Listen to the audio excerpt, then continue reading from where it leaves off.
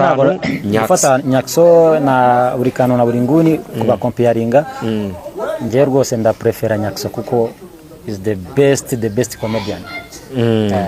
Nyakso kabisa ni best comedian. Yeah. Hagati ya Bamenya na Daddy witwa harya Daddy Kilamani. Yeah, bara abantu re bombi nabahanga. Oya, nabahanga kugeza aho ngaho kagire. Nabahanga gusa. Hejuru kuba umuntu ari umuhanga munagira umufana we. Yeah. Ariko akantu kafana mu kukancikiraho. Oya, nibyo. Buriya abantu bashobora kuza afite tala zimwe. Ubona n'ibintu bakora ni bimwe rwose. Ariko wowe muri wowe ukaba wumva uvuga ati uyu muntu kabisa rwose pe ngende umufana we. So Kilamani ndo umufana we.